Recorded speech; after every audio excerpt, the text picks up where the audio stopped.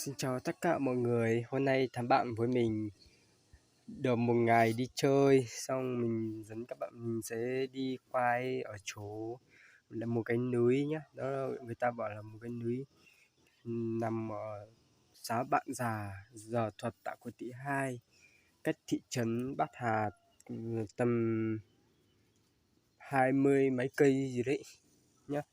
Giờ mình lên núi có lúc vừa mới làm thì chưa có lá rơi, với lại nhiều người ra, giờ mùa này ít người ra quá, lá nhiều rồi cũng ít người ra, chẳng như chị đi vào những ngày đẹp trời thôi.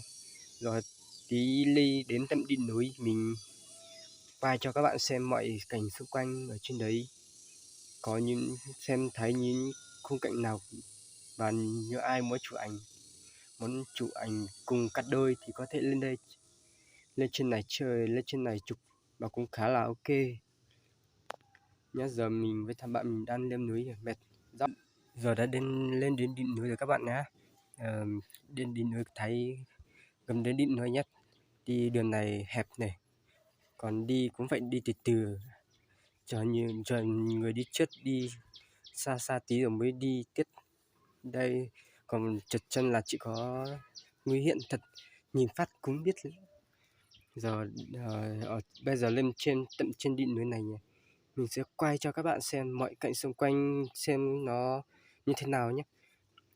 Tuần vào mùa hè nhá, tuần mùa hè thì nắng nóng cũng khá đẹp, nhìn xung quanh cũng ok nhé.